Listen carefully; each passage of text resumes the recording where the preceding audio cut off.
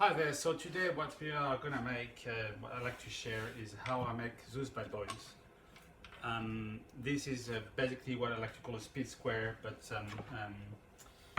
the idea of this is this one is used with the rail, but you can use it just with whatever security you have. And that's my go-to way to square bolts. It's dead accurate, super fast. Yeah, it's just amazing. It's just changed my way of my workflow like drastically since I've been working with this many years now. So you just, when you want to cut something, square it up, mark it, line this up right at the end of the square here. I use face tools, so I have a rail, but if you don't have a rail, you can just run your whatever circularity you use right against the square itself, run it through, and it's dead accurate, square, straight, and very, very fast. That's why I like to call it a speed square. So there it is. So even though doesn't seem like rocket science to make one of them, throughout the years of making them, I went through trial and error, and I thought it'd be a cool thing to share how I get most of them right. So every 4 I make, there's one that just beat out of square, and I need to kind of ditch it and make another one. But they're cheap to make, and I actually use this to kind of even to draw with. So I do have this one that I only take out when I'm getting a bit creative with making templates and stuff, just for drawing stuff. But that's my reference square. So to start this project, I'm going to assume that you have a square that you trust. You kind of need one, but if you don't have one, there is a trick to make one from scratch. That's right, guys. There's one trick to make something very dead accurate square from scratch, but I'm not going to do this at this point on the video. I'm going to leave it for the very end of the video. For now, I'm going to assume that you do have one square you trust, and we're going to start with this. And then if you don't have one, scroll at the very end of the video and have a look at how you can use a basic tools to make a reference square. So what we're going to do first is just use this and create a stop with a block of wood. What you're going to need to get started basically is a ball of which you have straightened the one edge of like dead straight as possible with whatever tools you have. This one I actually put it through my joiner. Do it by hand, do it like whatever, as long as you know that this is dead straight. This also needs to have a nice straight edge. Another thing we'll need, again, I'm not going to show you how I've cut this shape, just cut whatever shape. There is a reason why there is so much material on this square. We'll come up to this in a second, but essentially just cut whatever shape you feel works for you. And again, this edge has to be spot on, dead straight. We're going to use this as the bottom bit of the square, and this as a stop. So both of those edges have been checked for straightness, and it is dead straight. Okay, this one as well. What else? So the first thing we're going to do is screw this onto this board, and I'm going to go all the way through my worktop here, which is sacrificial, just to make sure that there's no movement, and when I'm going to work with this and bash it around and do things with it, nothing moves. Yeah, as opposed to clamps where it's just easier to deal with. So one of the main culpriters when you do something like this, and it needs to be dead accurate, and you're gonna put edges together, is the edges, doesn't matter how clean the cuts are, is the main culprit is the very edge of the fiber getting in the way of 2 bolts getting put together. So a good thing to do on all your edges is just to do something, you don't need a lot, just a little bit, to make sure that everything is nice and flat and every edge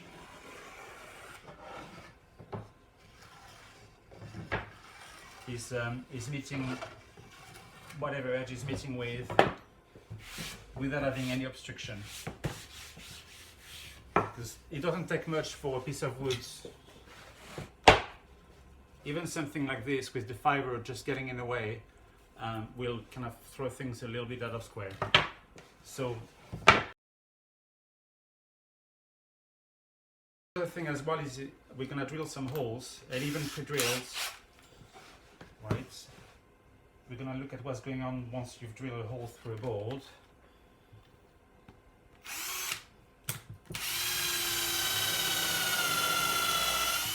You want to get back here and make sure that you send the ball, and make sure that when you're going to put the ball down, there's absolutely nothing obstruting and throwing things like even a tiny bit out of flat or out of square.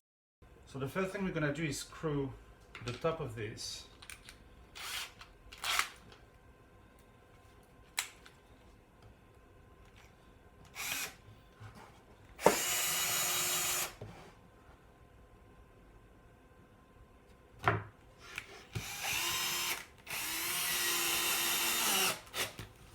That's fixed. Now we're going to square it up, and to make sure that the ball is no issue, you're going to have to put quite a lot of pressure in here. So make sure that the two balls become kind of one. So you don't lift up this ball as you drill. You don't lift up this ball. Make sure that there's nothing, no sawdust or anything that goes into between those two balls. Be happy with this.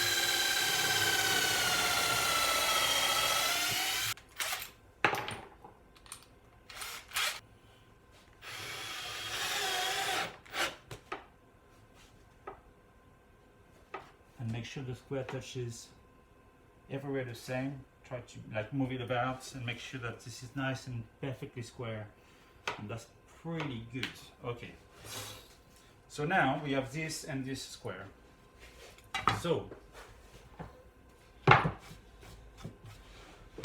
why is this piece this shape and so big as opposed to a thinner strip? Is because first of all, it'll stay more stable if it's a bit bigger than just one strip of wood. It's less likely to bow with heat and being bashed about. And also the contact of this piece of wood on another one, it doesn't take much pressure not to move. So the smaller the piece of wood, the less contact there is, the less friction there is, therefore the most likely it is to wander basically. So if you have a bit of a bit more surface touching another surface, it takes less pressure to not move about. I mean, like I'm feeling a fair bit of pressure here, but it doesn't move at all. So that's the idea. Also, I mean, I quite like the shape of it. It's just it's a nice shape. So far, like I've been using this shape.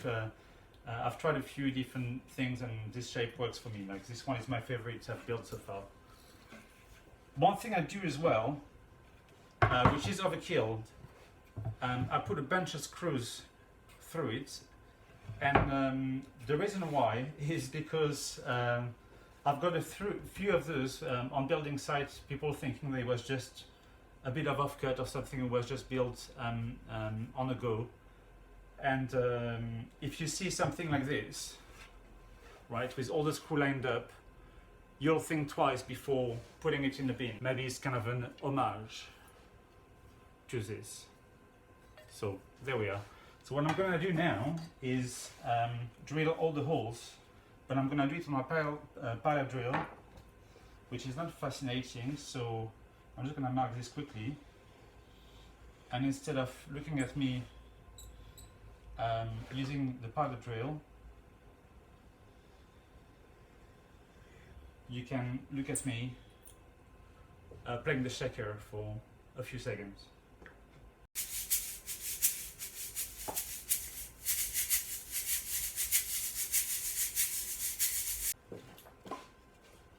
And voila! So I want a bit of a board. I put quite a few holes in there, and I think what I'm going to do, I'm going to put some nice hardwood plugs in there, so it's going to look dope.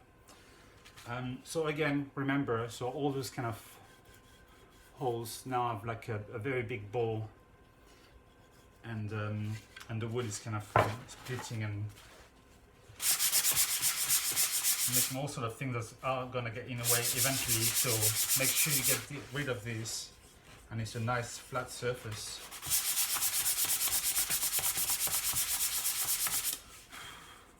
Okay, so same goes for this. Let's make sure that none of the edges are getting in the way of anything.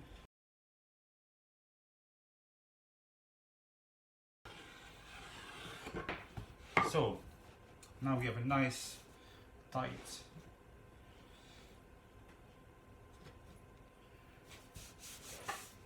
bond here. So now all that left to do is just put a bit of glue in there and screw this in place. So glued and screwed, can't go wrong really.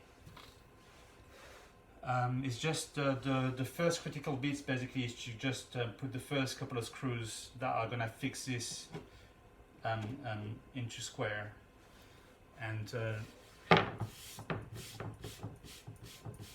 we've kind of done enough here to kind of take the stress out of it, but I'm gonna get some glue, some screws, and a clamp. Glue, clamp, screws.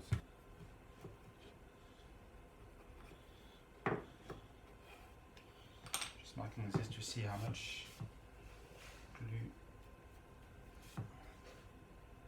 So glue first, there.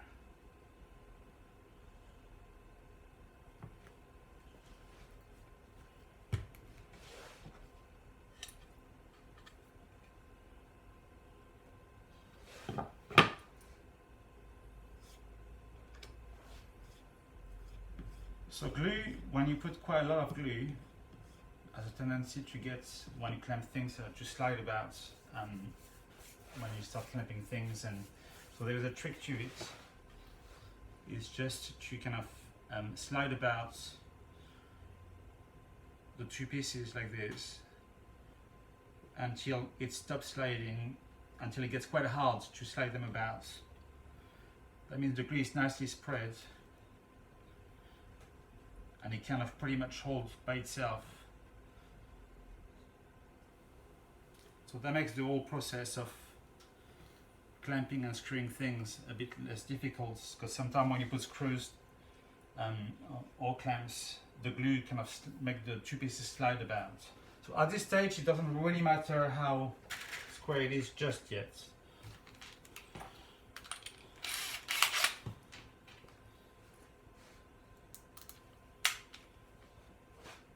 I'm trying to put a screw on either end, so I'm going to move it about a bit more. If it's in one end, it's easier to control.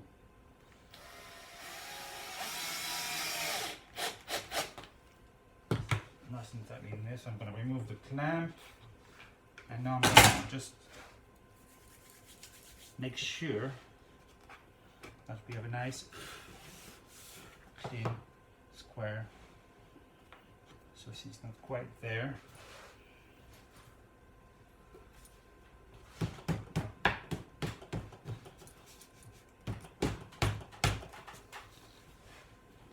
Touching here and it's touching here. What you want to check is that this end is touching and then this end is touching, and it's nice and tight and you can't go any further, and then same here, nice and tight. Then double check everything, triple check, it's pretty good. We can get screwing now.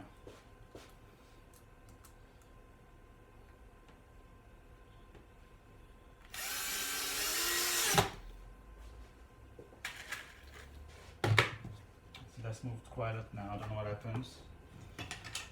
So let's remove this.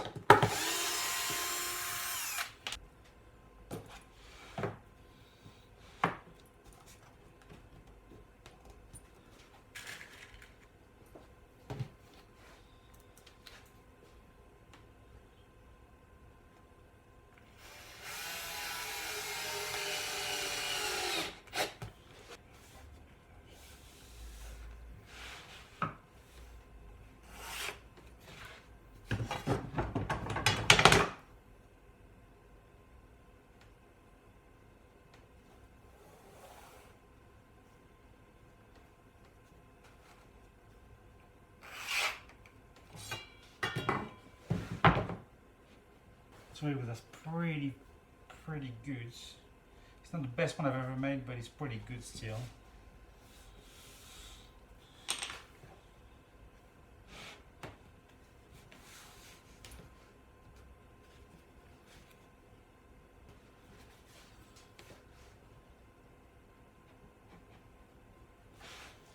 There's something in there, see? That's what it is.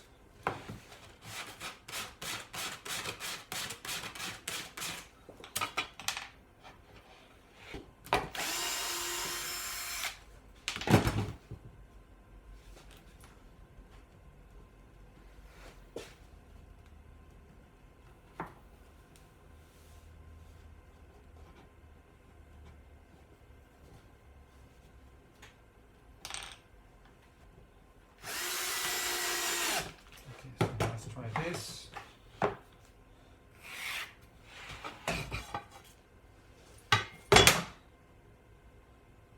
is bang on.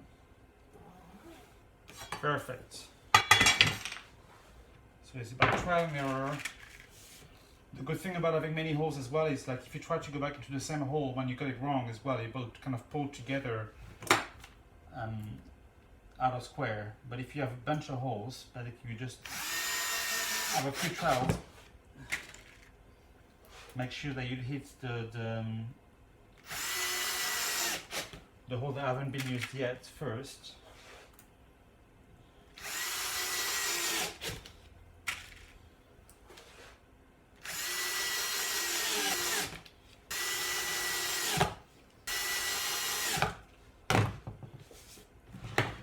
All right, now what is happening with this being too long is that the first time you use it, if you are using it with or without foil, it doesn't really matter. The first time you're going to use it, that's going to be your zero.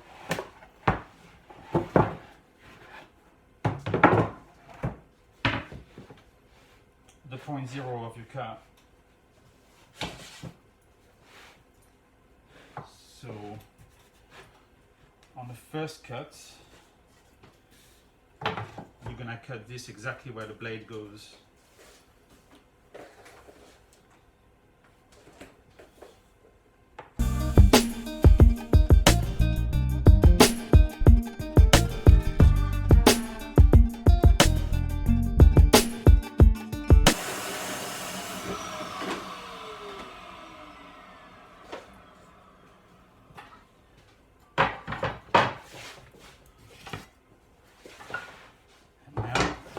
That, and that's pretty bang on. That's just there. It's perfect. It's a perfect cut. I wish you could see that up close, but yeah, no, it's just right in there. So now, why did I make this quite long, a bit longer here? One of the main culprit of things being hard to square is when you cut long bolts at the edge of a bolt with a long rail, or actually even with the table saw, it happens quite a lot sometimes, is at the very end of the bolt, the cut kind of tend to wander on the inside slightly, which means if you put a smaller square at the end of the bolt, you're gonna just hit this part that are kind of like slightly cut inside of it, and you've got a slight bow in there, which means everything's going to be out of square, and you keep running around your board with a square at the four corners and not trying to understand what's going on.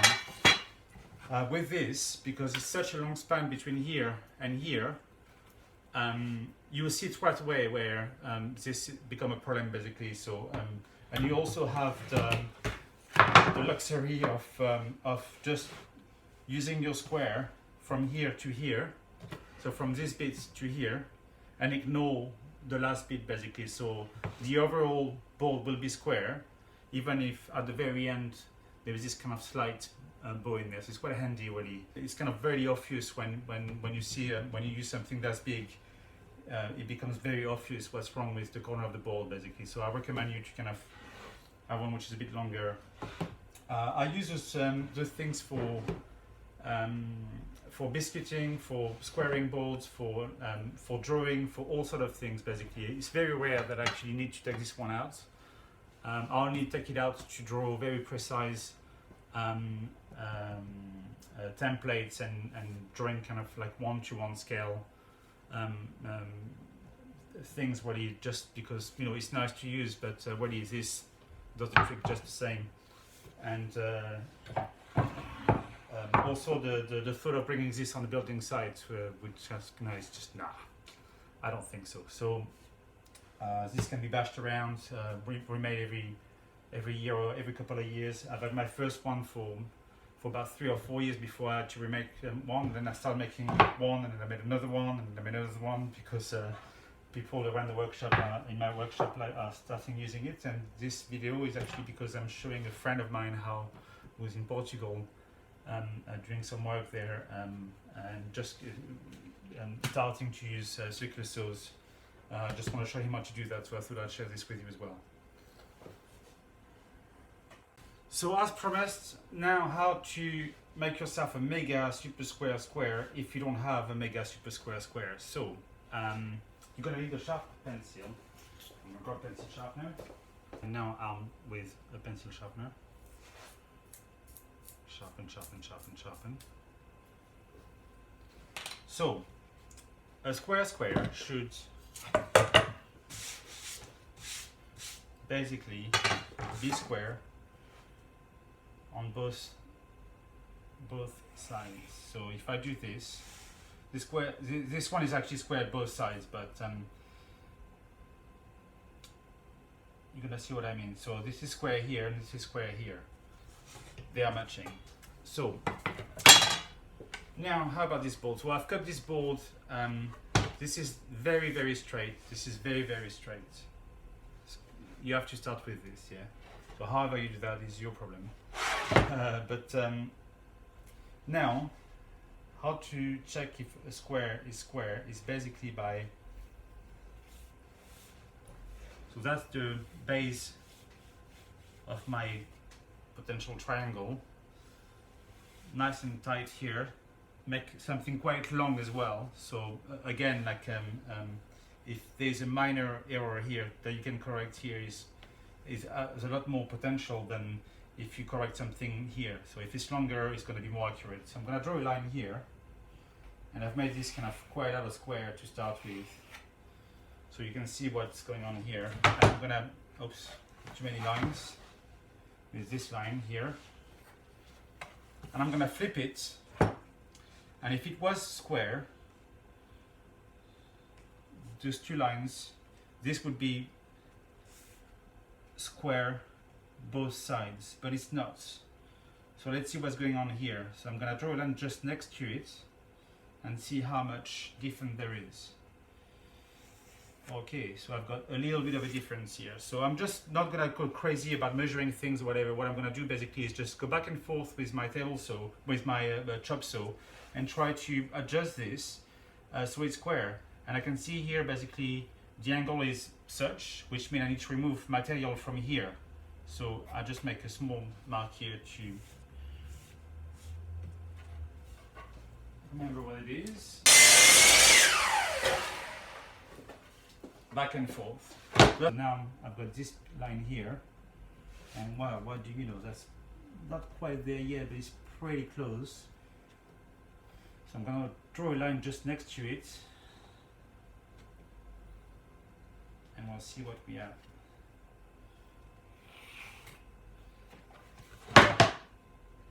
It's very close, but still I could remove whatever's like that.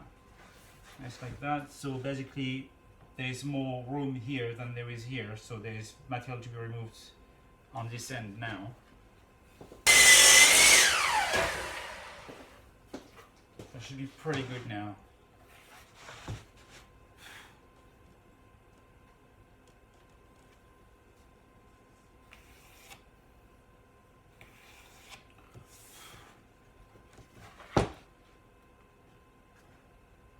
And this is spot on. Yeah, so that's exactly spot on. So you can use this now as a reference square to repeat the process we've done earlier. Also, if you do make one square like this, if you use plywood, something like that, actually you could probably just save it somewhere so you don't have to do that again. But I do highly recommend you to splash a bit of cash into something like this, because it's gonna save you in the long run a lot of money into having to. If you have a reference square, you can make other squares out of. Essentially, you never buy a square again. So there we are. And also, if you buy engineering squares for cheap, you'll be surprised how many of them are just not square. So some of them are, some of them are not. You have to splash a little bit of cash to make sure that there's no question about this being square. Here we are, that's me.